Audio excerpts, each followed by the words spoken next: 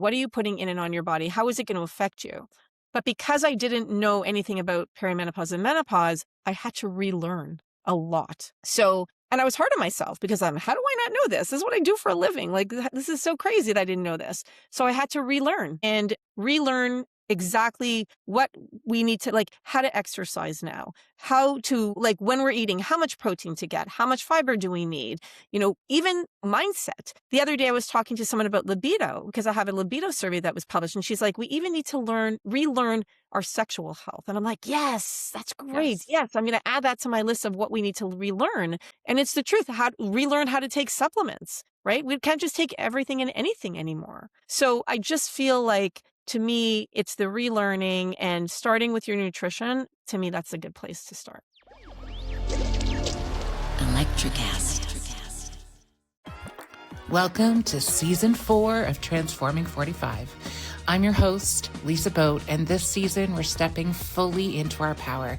The heat, the hormones, the heartbreak, the healing. This is midlife, raw and redefined. Each episode, you'll hear stories of humans who are rewriting the rules, reclaiming their bodies, their desires, their voices. This is where we stop shrinking, start shining, and remember who the hell we are. Because midlife isn't a crisis, it's an awakening. Let's get transforming 45. Hello, and welcome to this week's episode of Transforming 45. This week, I am really happy to welcome Andrea Donsky. She is a registered holistic nutritionist, a 7-time published menopause researcher, and a powerhouse entrepreneur with over 26 years in both health and wellness. She's the co-founder of Morphus, host of the Menopause Reimagined podcast, and trusted voice for women who are done being dismissed and ready to feel informed, supported, and fully in charge of their bodies. Her new book, Nourishing Menopause, is a bold, evidence-backed guide to reclaiming your energy, your metabolism, and your sense of self in midlife. Andrea, welcome to the show. So glad you're here today. Thanks for having me, Lisa. It's so nice to see you again. Yeah, we recorded for your show a couple of weeks ago, and we've been doing some very interesting work together, which we will get into a little bit later in the show. So yes, feels good. All right. So 26 years in health and wellness. Did you start off in the perimenopause, menopause space, or has that been a journey for you? So yeah, no, I didn't start off here. I've been in the perimenopause and menopause space for about 9 years, going on 10. And I started when I was 29, back in 1999, in the health and wellness space. We started it because I was having all types of issues with gut health, and I ended up going back to school to become a nutritionist. And then when when my husband and I bought our first house, and I had learned all about eating organic food and all the different what we're putting in our body, how it affects us, I remember thinking and looking at my husband, I'm like, I want to afford all this food. So I created a couponing company. I went to my business partner, Randy, who's still my partner to this day, by the way, 26 years later, we're still business partners. And I was like, do you want to start a business with me? And we launched a coupon book for natural organic products, and that lasted for 18 years. And then we had another company called Naturally Savvy, and then we started Morphus in 2021. And we have been together through thick and thin, and it always went with where we were at in our life.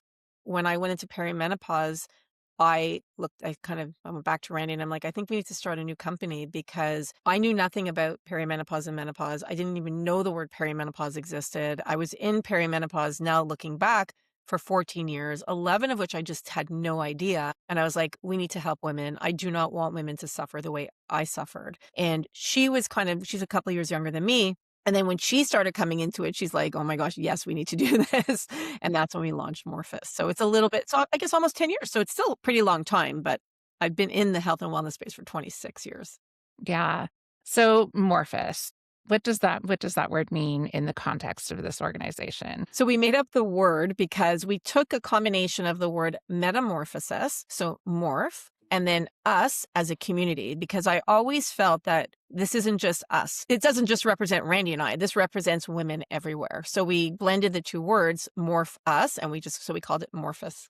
I love that. I didn't even think about the merging of those two things, but that's a really powerful way of representing exactly what's happening and what we really need in this moment. And so Thinking about the community of women that you have, why do you think women are still so unprepared for this transition? I mean, for me, it comes down to education. It's awareness, education. And I feel like it's getting better. Yes, it's getting better with social media and the algorithm now sending out videos to women over the age of probably 35 or in their 40s and 50s for sure.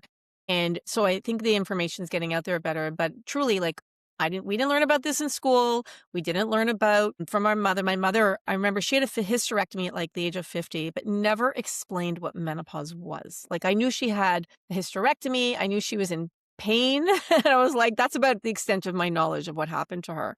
And then my doctor never really brought it up. At the time, I had another doctor, and she never really brought it up to me as being a possibility for all the symptoms I was going through. Now, starting, it looks like when I wrote my book and I was like, wait a second, I was reflecting on my journey. I'm like, I started this in my mid 30s, and she never brought it up, or any of the doctors that I saw back then with all the tests that I had done. I didn't know anything because I never really thought to know anything. So you can't really know something that you don't really know about or to look into. And that was really the impetus for me when at the age of 47, 2 months after my 47th birthday, I got my first hot flash. And that's when I was like, wait a minute, am I in menopause? Like, is that why I've been feeling so crappy the last 5 years? And now looking back, probably like way more than that even, because I had my third baby at 42 and I bounced back in certain respects, but in other respects, I had all these other symptoms that didn't go away. And I was like, what is happening? And oh, maybe that. So that's what kind of led me down the rabbit hole of I do not want other women to go through what I went through. Yeah. And I want to come back and talk about that part about, having a baby later in life and the intersection of all of those symptoms that are happening. But I want to circle back to the lack of education, because this is one of the places where you and I have started working together. Because for me, as an educator, I thought I remembered in my OAC health class learning, about menstruation yet again. And I thought I remember a line being, and then one day your period will stop, and that's called menopause. And maybe that was just my teacher at the time putting it in. But as I went to do some research to find where is it that we're talking about it in this context, in the Ontario curriculum specifically, it's literally nowhere. Nowhere. Not one single curriculum expectation directly addresses menopause or perimenopause, right? We start with menstruation, we go into reproduction, and then it's just the void. There's no conversation. And so as I was researching what's happening in Ontario, asked, where's a good example of this anywhere, like any curriculum? Zero. Nowhere, anywhere on the planet is there a curriculum that does a good job of addressing this. It is so frustrating. And I tried when my daughter was in high school still, I wanted to go into her school and to talk about it. And she was like, I don't want you doing it when I'm in school. And I was like, okay, fair enough. I messaged her principal and I was like, I really want to start talking about, first of all, we should absolutely be learning in elementary school, the kids, because they do learn about puberty. And like you're saying, and when I looked at the curriculum for grade 5, this was several years ago, there was no mention. So I don't know, you're right, it could have been your teacher, but there was zero mention of menopause. I actually searched the document, the curriculum. And I was like, okay, well, we definitely need to teach it to the kids. And then in high school, I was like, we need to teach it to the kids because I'm very active on TikTok. My daughter will send me videos where there's like a teenager who's making fun of their mother, going off on like raging or doing whatever things. And, obviously they're joking around about it, but a lot of it is around how can we help our kids understand our parents? How can we help our parents understand our kids? Like the relationships that could be worked on, improved, minimize arguments or anything around that. In particular, mental health. It would be so great if our teenagers learned about perimenopause and menopause because it intersects a lot. Like, for example, I had my third baby, like I said, at 41. Well, she is now in high school and she knows a lot about menopause, but imagine that she didn't. And let's say I was in perimenopause and I was having my fits of rage and I was always angry and, kind of going off the rails. it would make her understand it maybe a little bit more. Like maybe she wouldn't fully understand it, but at least she'd have the vocabulary. That's the key, is making sure we have the vocabulary to be able to explain what is happening. So to go back to your original question, it all comes down to education, because education will help with awareness. And that is really where we need to start. Yeah. And so there's so much advocacy that needs to happen, because you and I met with the Ministry of Education, the department that looks at health and physical well-being. And the response was open to having a conversation, but they are not looking at revising the curriculum. The last time it was revised was in 2019. Which is insane. If you think about it. Like before Nothing the pandemic, right? Like nothing's changed since then. Like it's so interesting to me. It is like the entire landscape of our everything about who we are has changed since 2019. Yes, COVID had an impact on that, and there's so much learning to be done around that, but also the rise of social media, of how we think critically about health information in particular that we get through social media. Like that was just sort of starting in 2018, 2019. And if the document was released in 2019, it means they were working on it in 2017 and 2018, right? So massive shifts and changes. And we're missing entire generations of kids who need this information when we are thinking about long-term health literacy, which is what's missing. Yeah. We focus on the now, but we don't think about where we're going. Yeah. Yeah. No, and it's frustrating for sure. Like, yes, it's great that they're open to it, but that means we're talking about years away. It's going to come down to the grassroots women. Like we have to do it ourselves. And I hosted a panel on the weekend, and it was about perimenopause and menopause. And there was actually a man in the audience, and he was saying, he's like, I love the idea that you have this grassroots movement, but it's inadequate. We need this change to come from higher up. And I said, I absolutely agree. And I told him how we spoke to the ministry, and I've had other things that I've been doing for the last several years to try and get things changed at the larger level. And it's frustrating because I feel like, and there was a doctor on the panel with me, and she said that unfortunately, women's health is not a priority. It's just, she's like, I hate to say it, but it is. It's not a priority. And so for me, as much as I agree with him, it's inadequate, but we have to start somewhere. And that somewhere is us. Yes. And I think that's what's exciting about this time. It's really hard. Like we're already so freaking tired, right? Like, so we're carrying the exhaustion of generations of women, not just our own tired, but of the generations of women who came before us. So tired and over it. And this is our piece. I was having a conversation with a woman who was in her 70s in a restaurant, and she said, "What do you do?" And so I explained it. She's like, "Why didn't I have this conversation when I was your age? Why wasn't I doing this advocacy work?" And I said, "Because you were doing a workplace, like just the rights of women to be in the workplace." Yeah. About reproduction, birth control. You did all of that work so that we can do this. Yeah, I love that. When I started doing sessions, now start with having the women who are in that audience, and hopefully men as well, who are going to join into this conversation and to speak that into existence, is that we say the names of the women who had an impact on us, and we tell their story and we say their name out loud for this grassroots reason. We are the ones who are going to make the difference. We're going to make the change, and we are standing on the shoulders of the women who went before us. And acknowledging that is really powerful. It's amazing how the energy changes in a room when you speak the names of powerful women out loud. And I love that because, well, first of all, I'm all about women supporting women. So, and about giving credit where credit is due. So I think that's incredible. And as you were saying that, I'm trying to think of like who would be that, those powerful women. And I look at the first one that came to my mind is my mother, my grandmother.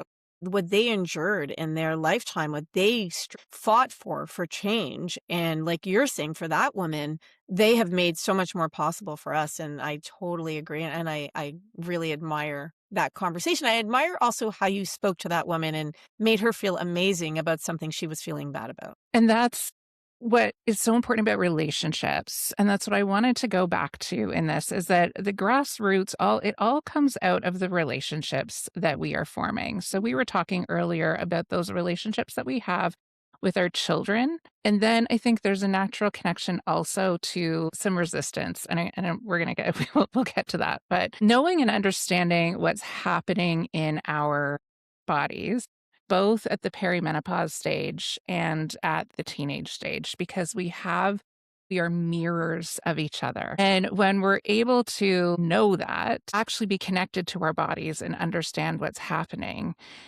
then gives us a pathway for conversation when we understand what's happening at the body level so that we can save those relationships. Because in my practice also, I have had women say, I don't know how to interact with my adult children, with my Yeah. teenage children, because they've seen me in this one way for so long and I'm changing and we don't know how to talk about it.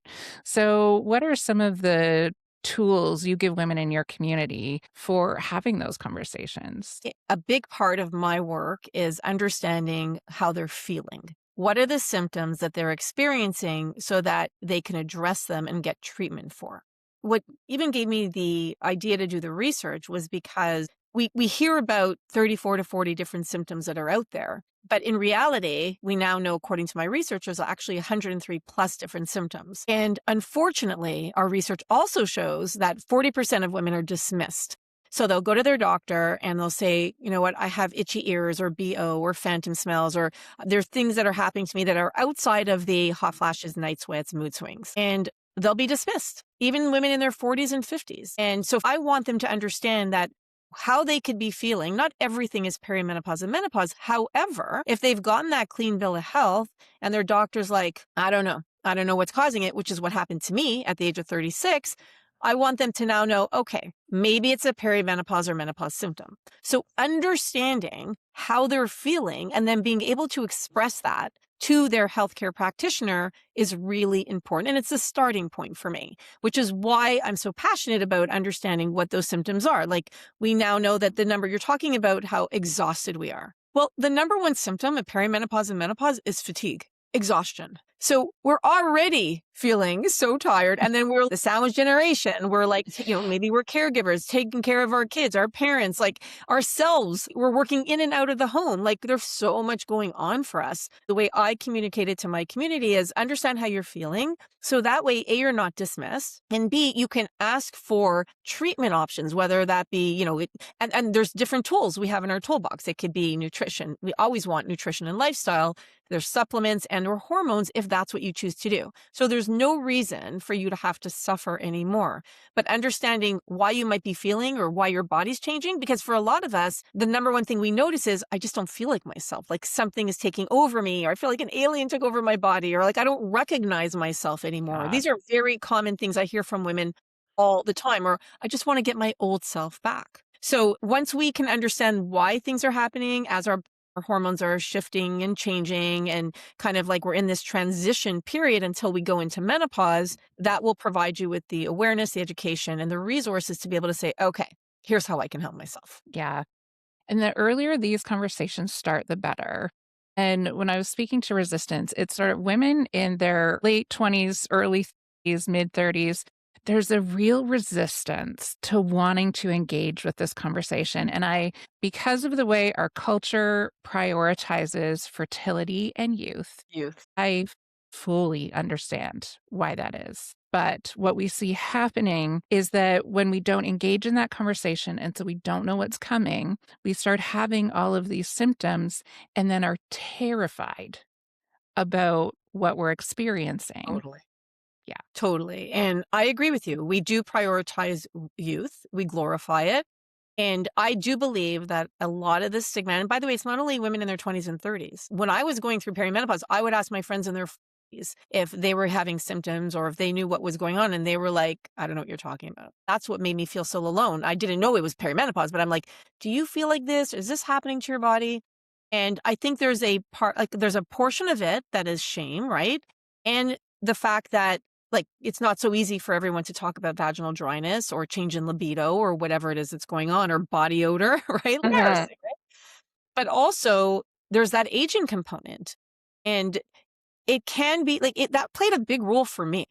I'm going to be fully honest and transparent. When I was going to be 50, I had a very hard time. Even at like 48, 49, I had a hard time with the idea of me being 50 years old. Now, Yeah. I'm grateful that I was 50 years old, but the idea behind it meant that I was old. Like, was I going to be more irrelevant? I had a business. Are people going to want to work with me because now I'm older? And this is how I was thinking about it. As crazy as it sounds, now I'm like, gosh, I love being in my 50s. I'm so proud of it. I'm 56 years old. Like, I love it all. But when I was in my 40s, I did have that shame and that fear of becoming irrelevant because I was becoming older. Yeah. So I'll be 49 tomorrow. I've noticed that my body is changing. And so I was like, all right, I'm going to try on these pants and just see where we're at. So I put on these pants from my favorite pink power suit and they would not do up. And even though like I live and breathe this work, it is my everyday. I have these conversations and I completely broke down. Shame cycle. This is the work I do. I should know better. I should be able to I shouldn't be having this. I'm never going to have the body that I had before. All of it like hit me like a freaking ton of bricks. And I just wept. And it took me like the entire day to even start to put pieces of myself back together over something as simple as my pants not doing up, but it wasn't that. I mean, it was. I mean, it is that, but it's more everything that you were just talking about, that I am aging. That's my reality. My body is changing. Are there things I can do to feel better again about myself again? Yes. And I know what those things are and I will do them. But there also is no guarantee about how my body is going to respond. And the truth is, I used to work out every single day. I can't anymore. My body won't, it's too hard on my muscles, bones, and joints to keep doing the intensity of what I was doing before. So, of course, there are going to be shifts and changes. So, what's one of the top strategies that you give to women who come in, who are in this space of like physically and emotionally being in this very vulnerable place? So I totally, as you're speaking, I'm like, yep, I remember like exactly. And so many of us are going through that too, because I remember, and especially when it comes to weight, I actually wrote an entire chapter in my book. Chapter 5 is on the reasons we gain weight in perimenopause and menopause. Weight in particular. So we know that 50% of women have some type of weight gain or like changes in body shape.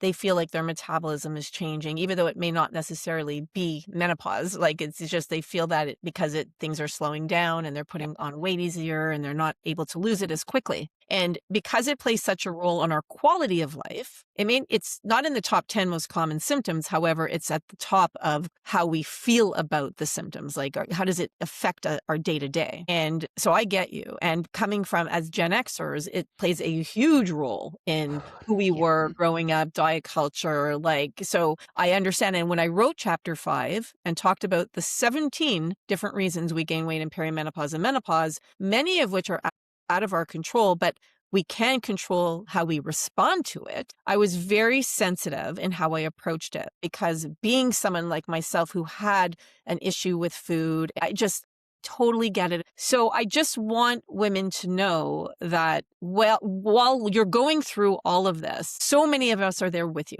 Like you're not alone. Like we're all, like so many of us are having the same symptoms, but there's hope. You don't have to suffer. And for me, that is the biggest aha. Okay, I get it, right? Like Oprah talks about her aha moments. I'm like, many of us, a majority of us are going through something as we're experiencing symptoms of some sort, but there is light at the end of that tunnel because there's a lot we can do to help ourselves. You don't have to suffer. There's tools in the toolbox that you can reach into so that you can get the treatment, the solutions that you need to help yourself. So I would say that's probably the biggest message I want to get across to women while validating how they feel, because I'm there with you. And that was the central theme of my book. I'm a woman in menopause. Yes, I'm a nutrition, lifestyle, and supplements expert, but I'm also a woman in menopause and have gone through everything you have as well. Like most of the things you have, I always say, like, I probably had 100 of the 103 plus symptoms. Like I had so many symptoms, starting with phantom smells, by the way. That was like one of my first ones that I could remember now, that I went from doctor to doctor to try to figure out what they were. Phantom smells are when you smell things that other people don't. And we know, according to my research, that the number one phantom smell is something burning. So you might smell cigarettes, plastic, burning electronics. It's any cigar smoke, campfire. It's something burning. Yeah, that happened to me the other day. I walked in my house and I was like, there's something burning in here. And we had recently had a conversation, but even though I knew, I knew, when you're in that moment of I Sure. am smelling something burning, and my husband is like, "What are you talking about?" So I'm walking around the house trying to find the source of the burning plastic, and he's like, "Lisa, I don't smell anything. What are you talking about?" Like phantom smell. Yeah, and it's those pieces, those symptoms that we don't know about that can really make us think that we are losing our minds. So How did you feel? So you were like, because we had spoken, so you were like, oh, okay, now I know that it could possibly be. I mean, there's always reasons it could be anything, but were you like, maybe it's a, after I was like, and suddenly the smell went away and I was like, "Oh, I don't smell it anymore. That's weird." And then later, as I was getting ready for bed, I remembered phantom smell and smelling something burning. And I was like, "Oh, welcome, another symptom. Hooray." yeah, Right? it's a big one, a very lesser known symptom, but it's a very common one. What are some of the other more surprising symptoms that you discovered? I would say definitely itchy ears is a big one. As our body kind of dries out, as estrogen goes down, because estrogen keeps our body moist, our skin moist and hydrated. And as it decreases, it actually dries everything out, including the mucous membranes in our ears, which leads to itchy ears. So that's a Mhm. very common one that a lot of women have. BO in one or both armpit. A lot of women will say it's worse in their left armpit than their right. I had that absolutely going through perimenopause. Again, didn't know, but I was like, Mhm. why do I stink so much? Like it went away when I went into menopause, but I absolutely had it. I couldn't wear certain materials. It was so Yeah. weird. Vertigo, tinnitus, digestive issues, cold flashes is another one.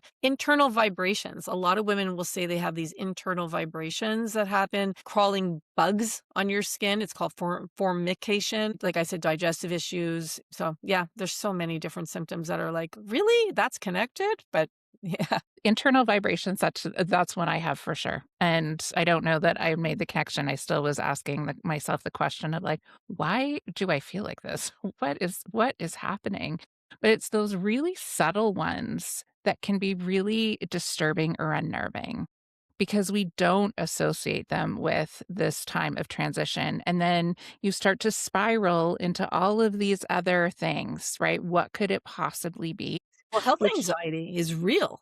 Yes, exactly. And then we're not only experiencing changes in mental health because of the changing estrogen, progesterone, testosterone levels, but we also are sitting in all this anxiety of what is actually happening to me. And the amount of money that you spend trying to find out, and the amount of Yeah. time that you run from doctor to doctor, and that is why getting the list of symptoms out and helping to educate women that there are the 103 plus, and you can go to, like, we have it on our website. You can download the PDF with like boxes next to it, tick them off, bring them to your doctor.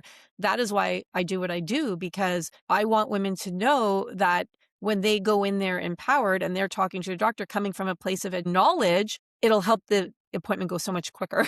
And it'll also provide them with some answers. It'll be like, okay, so here's what I'm having, treatment options that you can recommend for me. Are hormones right for me? Like, what are things that I could take? What are some supplements? So not all, not every healthcare provider will understand or know supplements, but there are options that you could choose from. Yeah. And so I keep hearing what you said, you don't have to suffer, right? I think that is so important to really examine because we have been conditioned that success is suffering, right? From early on, you're a woman now, you have your period. I know it's hard, but congratulations. That's great. You're going to be uncomfortable. Putting in your first tampon. I know it's uncomfortable, but it's just part of being a woman. High heels, bra, mascara, makeup, doing too much for too many people. You're choosing to have children? Great, but you can't let up at work either. Suffering. Our major narrative, when you break it down to those components, is that to be successful, you should be suffering. Interesting. And yeah. And so when you hear the sentence, you don't have to suffer, I have watched women's reaction to that. It's like their bodies go through this, what is this unheard sentence? I don't know what to do with it. And a lot of times the response is, that feels really hard. That I don't have to suffer. That feels hard to me. We've conditioned ourselves. Yeah, it's heartbreaking. And so, really giving ourselves the space to break that down and know you can feel good in your body. We have suffered, sisters. We have suffered long enough. We do not need to suffer anymore. There's so many things you could choose from now. And by the way, all of them are okay. Whatever works for you, right? What works for you may not work for me, vice versa, but there's choice. And I think that's the important thing. And more research is coming out about things that you could do. So that's the exciting part, I feel like, of this stage of life, is that there's so many options we could choose from that it's like giving permission for you not to have to suffer. And I think that's what you're trying to get at. Yeah, that permission is really important. And just like using my pants analogy one last time, is that I also happened to get this like beautiful, flowy summer dress in the mail this week. And I put it on and it felt so good. I felt like a goddess. And I was like, well, those pants don't fit, but maybe my pants era is over and I'm only going to wear flowy dresses from now on because they feel great and I feel good. And it's that evolution from trying to get back to what was to finding what feels really good right now. Yeah. And also like buying the bigger size if we need it. Like how many of us are like, okay, I'm going to just keep them until I lose my 5 or 10 pounds. But you never, if you don't get around to it, it's like, buy the bigger size, feel good in your body now. And I think that's the important message. And I talk about that a lot in chapter 5, like a lot. So what is some of the research that is on the horizon that is giving you the most hope right now? Oh, there's so much. I mean, if I talk in particular to my research, I mean, the fact that we're understanding what it is that why are women not sleeping the way we did before? Like, what are the top reasons? And we know that stress is the number one reason. Why are we more anxious now? We know that we're more anxious now than we were before and less able to cope with it. So what are some things that we can do to help mitigate that stress, the cortisol levels? I have so many research surveys on our website, and we are constantly going to be putting out more, but we have like one on pelvic health. Like we want to understand UTIs, sexual health. We have one on libido. We even have one for men's perspective of menopause, because we want to understand what our partners are experiencing. What are their thoughts towards us? And the reason we launched that one, I say that's really exciting for me. And I was published on this. Like you said, I have 7 published studies, abstracts published in the journal Menopause, and one of them is the men's perspective of menopause, and just understanding like what are they thinking? Like, we know that they're noticing changes in us. What are they noticing?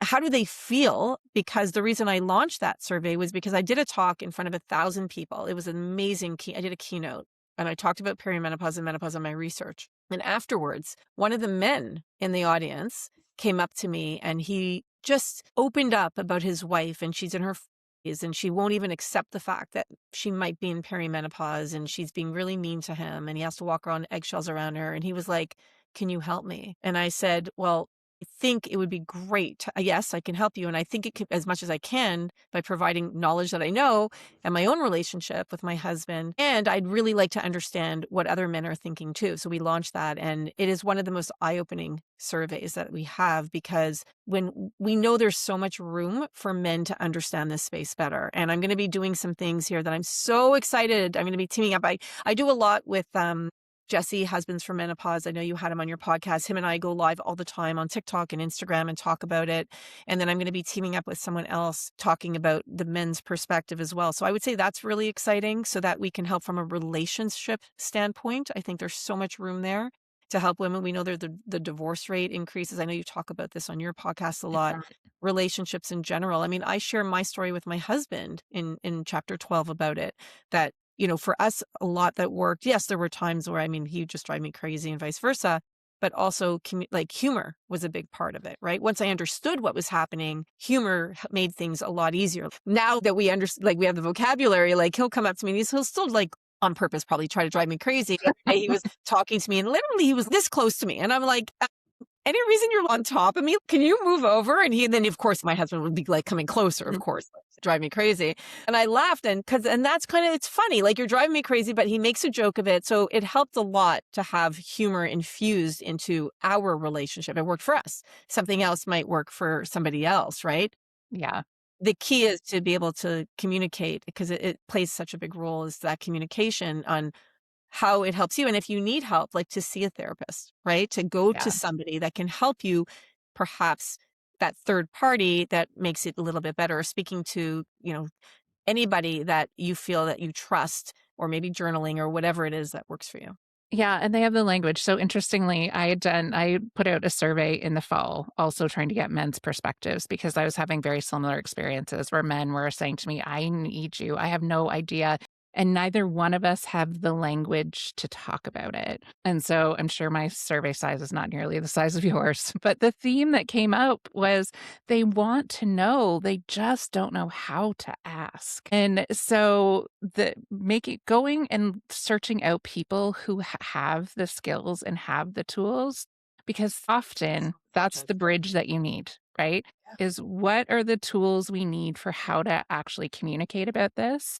Because we have never been taught how to talk about our bodies well, how to talk about our sexual relationships well. And then you throw in the complicating factors of what's happening in our bodies, what's happening in our lives, what's happening to our identity.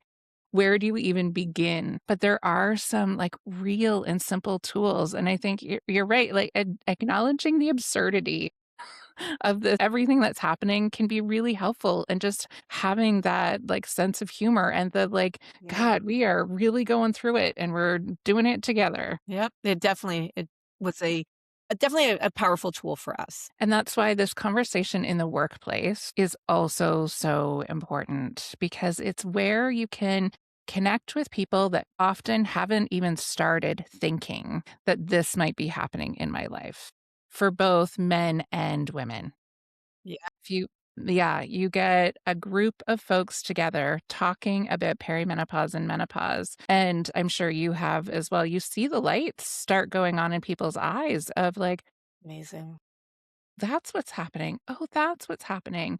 And just the sense of there's an explanation. There is something real that's happening for me. And when I know that, then I can communicate about it better. Because as this like disconnect is happening in personal relationships, it's happening in workplaces as well. You've had a colleague that you've worked with for 20 years, and suddenly that person is totally different. Yeah. And there's never been conversation or structure around how to work through those kinds of relationship shifts. Yeah. No, I totally agree that it makes such a difference. So I'm on the same page as you. So, from your book, what are the things that you most want women to take away from that book? I would say I want them to take away the education, the knowledge.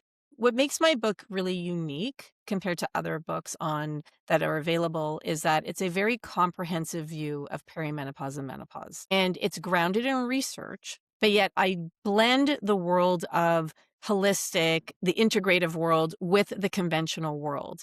And everything is backed up by data and science. And there isn't a science or data to back it up. I say so.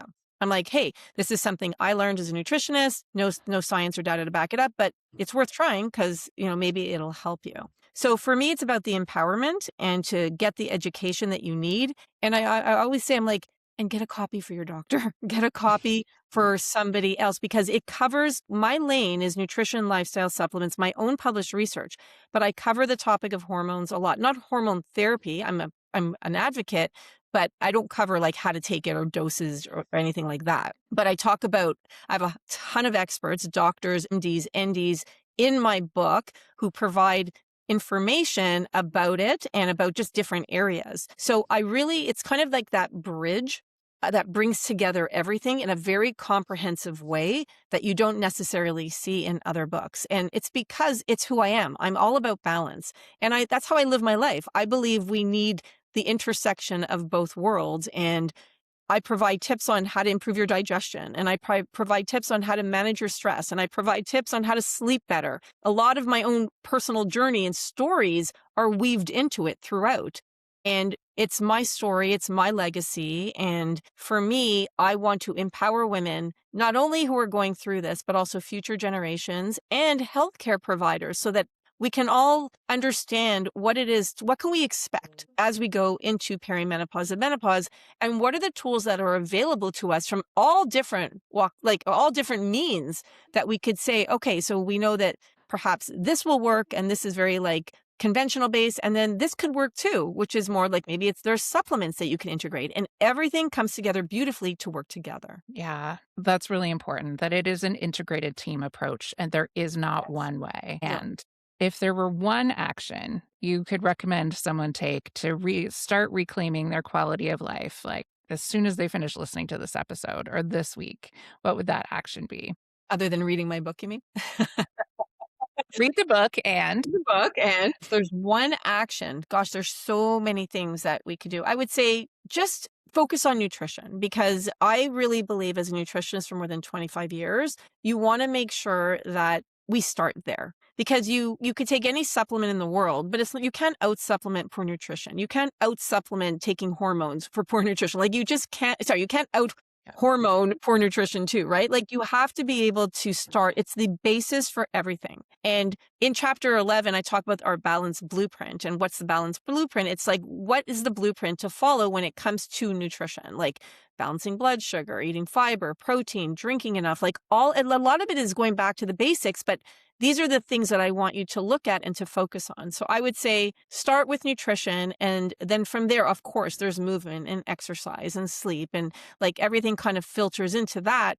But that's a really good place to start, because what you ate, how it affected you before you went into perimenopause and menopause is going to change now for the most part. What works for you before may not work for you anymore. And we have to, and I talk very openly about this in the book and with a lot of vulnerability, because as somebody who focused my career, so when I got in 2017, when I had that hot flash, my career was all based on how am I going to help you understand your body? What are you putting in and on your body? How is it going to affect you?